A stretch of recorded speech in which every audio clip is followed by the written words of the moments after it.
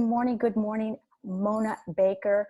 This is fabulous. You are the founder of Actionomics, and I think it is a fascinating study.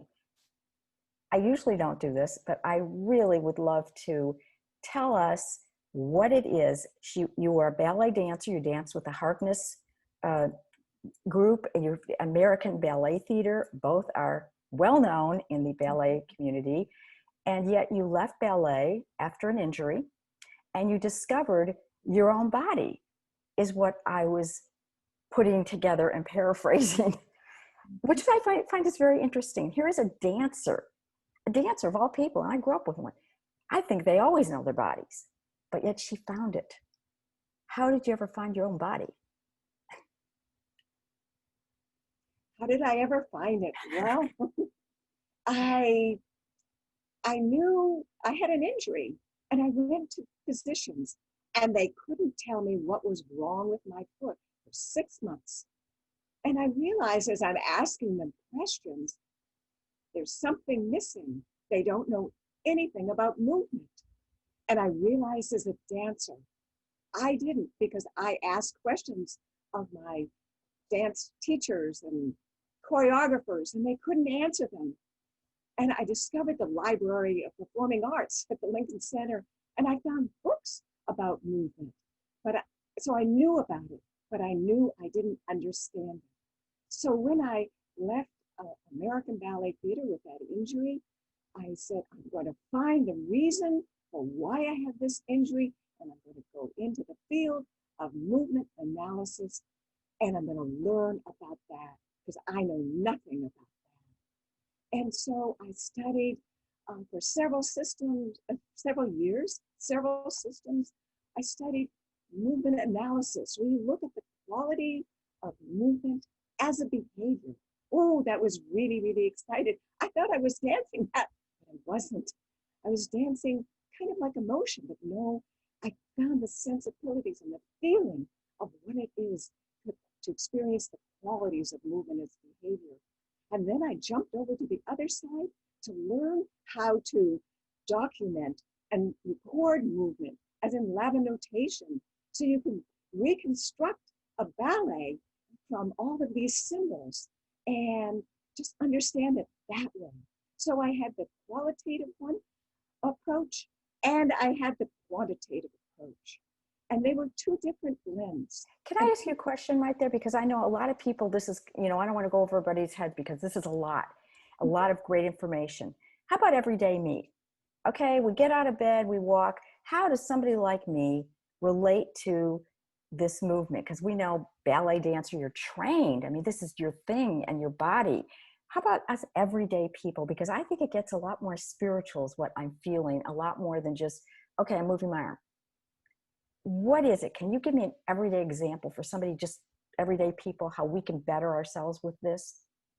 So yes, I can, because I do work with clients and everyday movement. They come with pain. And so what I've discovered with all of that process is, in taking their intake and all of that, and as I observe them moving, Jody, our developmental process that we start, where we lift up our head, kind of pushing ourselves up, and then we roll over, and then we find a way to sit up and crawl and stand and all of that. Those are the really formative, most important part, and they become the foundations for our everyday movement. Now, in that time when we're very young and doing that, our sensibilities are really uplifted and energetic. We're looking, and but we see differently. We see through our body's sensation. We're feeling the tactileness that's really alive. We're trying to make sense of everything. We're trying, and we observe and we imitate it, but we wear it through our own body's sensation and experience. And what I have understood with my clients is that as in this culture, we just think there are phases to go through to get from somewhere else. But they're most important, and the better they are integrated and connected with us, the healthier we are with our everyday moving. So I take my clients back to their everyday moving and I introduce them to their joints. So they have a way to connect with their body from a different perspective. And they start to relate with how their joints feel. They identify whether they're a ball and socket joint that has a rounding or a hinge joint that opens and closes. And then I put those into the patterns that they had and were using, but not understood. And from their developmental process that's become their everyday movement, and repattern them so they're moving on the rebound of gravity, which is how we're supposed to move.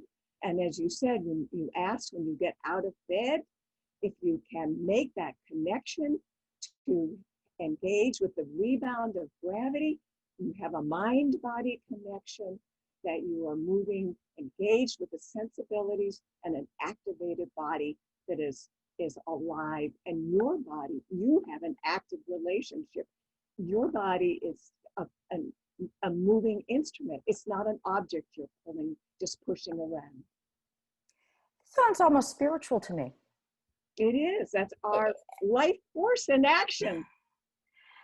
I mean, this sounds very, it sounds to me like really respecting what you have and learning how to respect it and to make best use of it. Yes, but really being proud of what we have.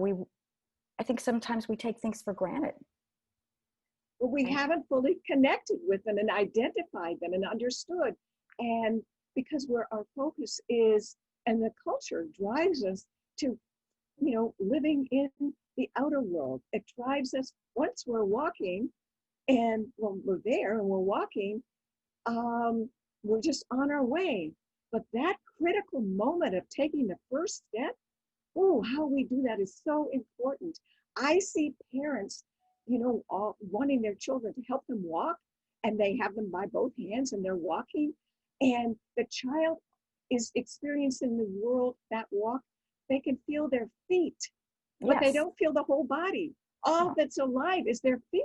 So that's their notion of what walking is, rather than going through that process of the standing and then the weight shifting and then taking that weight shift into that step, because they have to balance, and their whole body in that moment of balance, they capture that center of gravity that lifts them up, and it gives them that gestalt, that engagement, that neurophysiological, biochemical gestalt, that then they are walking with the whole body.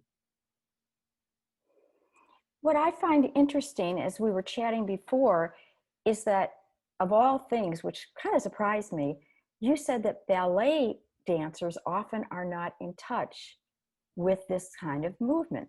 And it surprised me. Well, they're looking for it, but of course you have to realize, as you look at a ballet dancer, they have a very highly calibrated style of dance, of moving. And it is passed down through a vocabulary of steps, a vocabulary of positions, and a vocabulary of poses. And you're trained in these specific, that's your vernacular. And so you get so focused on doing those that the undersurface isn't necessarily brought into it. However, when I was learning to dance, they thought if you focused on the muscles, then you could really, optimize your dance. But the way I was taught to dance, in using those muscles, particularly how you use your buttocks muscles to grab and such to help you with that turnout, what it does when you grab that way, you lose that beautiful weight shifting that gives you being in touch with that center of gravity. And it also can numb your beautiful musicality, because the muscles are the energy forces that drive our musicality. If you start manipulating and holding on to them, then the the beautiful musicality that you have naturally is lost, which is why I use the joints as I was speaking to you before about, because it frees the muscles. And it's so interesting. So let's say what I find, there's so much about this that fascinates me. You're a dancer, you had this injury, and that must have, how did that affect you? I mean, was that one of your biggest obstacles? Not being able to dance, especially, you were quite a dancer, because these are like, for those who don't know, this is like top of the line ballet. I mean, these people are top prima. And how did that affect you to lose this, to be injured like that? It was absolutely devastating. And I lived alone in New York at that point. And when you're a dancer and you have an injury, it's very frightening to everyone. So you're sort of on the outside of the community that you were a part of. And it got so frustrating as I went from position to position, and I was really desperate. And the more desperate I was, the more questions I asked. And the more questions I asked, the more answers I missed needing to be able to go forward. So I just knew that I was just going to have to make a change. And I have to say, there are so many beautiful things that you do learn as ballet. As a ballet dancer, I love turning. And we spent a lot of time learning how to do pirouettes. And Yes. so I learned how to turn. When you're really doing multiple turns, you kind of go right inside of yourself. You go to the center. You have to go to that center to be able to find that pivot point. But you also have to know where you're going to end up. So I took that notion of that turn and that pivot, and I said, I'm going to have to pivot to make a change and go on with my life, because I remember after the last performance, leaving Lincoln Center I just done the first act in Swan Lake, because I didn't have to wear my point shoes. And I'm carrying my theater case, and I'm walking and right past, that beautiful fountain that Lincoln Center has. And it's night and it's all lit up.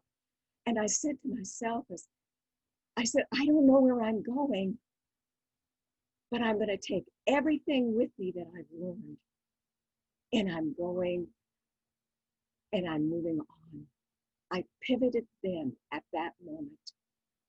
And it allowed me to enter the field of movement.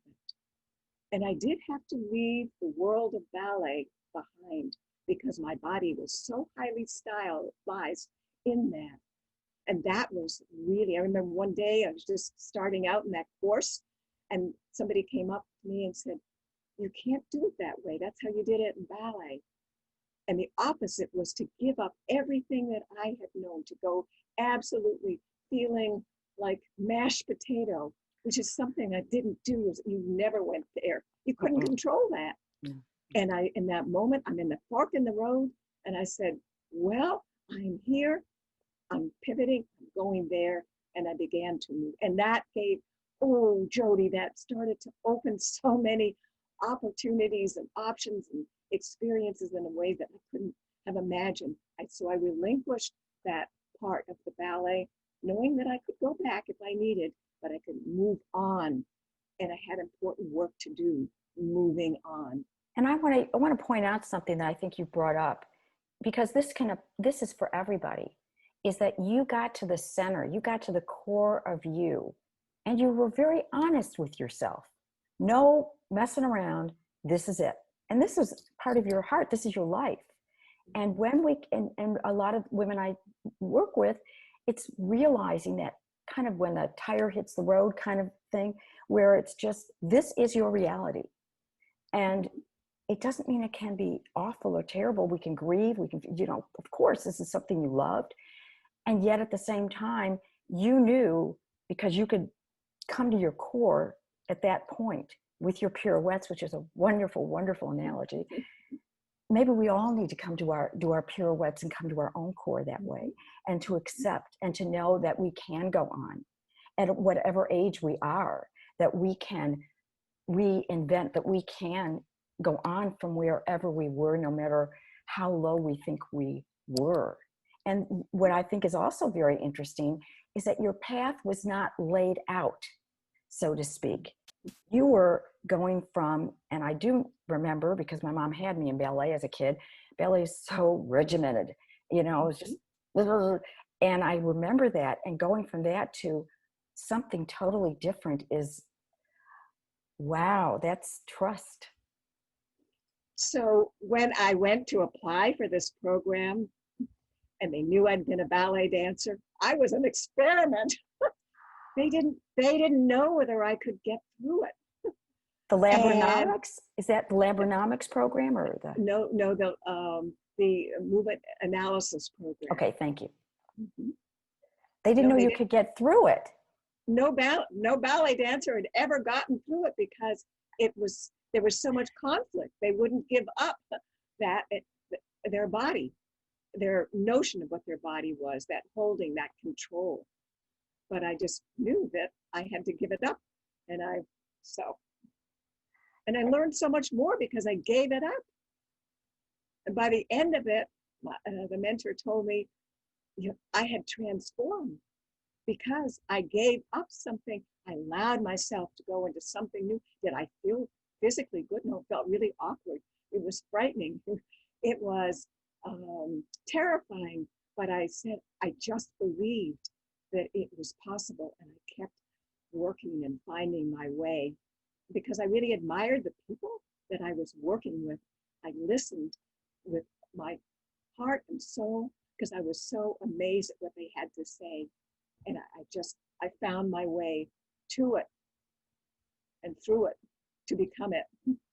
Well, that says an awful lot about, and this is what we do, to be able to know that we can become something different. And that what amazes me, number one, is that when you said the ballet people really do not get this, I got to tell you, that really shocked me, because I just assumed that somebody that incredibly, to me, in touch with their body, because these stars, they know what to do, would naturally know. And I find that so intriguing because it makes me wonder how many times we think we know ourselves and we really don't.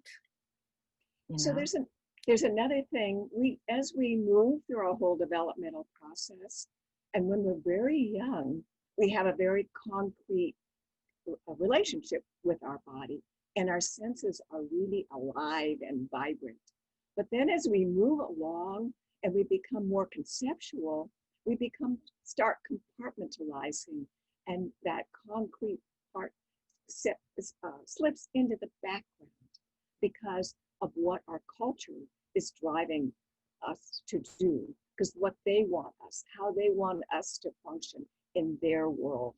And so there is a real difference. And so when you are an adult and you're approaching ballet for the first time, your learning experience is entirely different than it is as a child. So it makes it, if the teacher is skilled working with adults, they know how to use the concept to take their student back into that concreteness to discover that. So that's what it's exciting. Lots of adults now are starting ballet, which is kind of fun because it does get you in touch with some sensations. Well, there are many beautiful things about ballet. So, well, they definitely are. What are some quotes that might appeal to you that really have kept you going? So in that first program that I was taking, that movement analysis program, the founder was Irmgard Bartenia. She was a really amazing woman. I just need to tell you a little bit about her because she was fascinating. In the 50s, she and Sister Kenny collaborated for the polio epidemic. At that time, they did not have a vaccine. So the treatment that the medical community had was to, as soon as it was mostly children that had it, they would put their bodies in total body casts. Yes. And then they would put them in iron lungs. Yep. And Sister Kenny and Irmgard Bertenya said, no, no body casts. And they developed the movement fundamentals that I learned, but they presented those to, and they taught them as passive movements. And they are ways to engage the iliopsoas muscle, which is your core muscle in your body, because that happened to be where that polio virus went, which is why people couldn't walk. So in the movements that they were doing, working, articulating the hip joints and all of that was to keep that iliopsoas muscle active. And in the activeness of it, it heated it up. Viruses don't like heat. And they began to mitigate, and they kept these patients, these children, from becoming paralyzed for the rest of their life.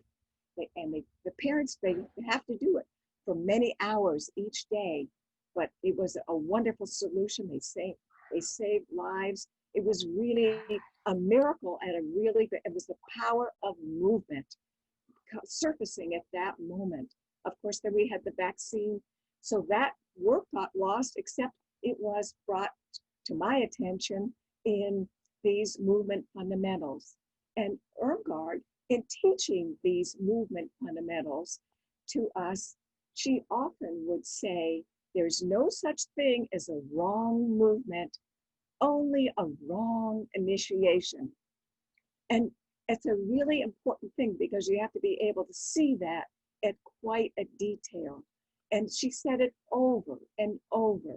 And eventually it registered, and I began to understand how she was seeing what she was saying, what that was all about.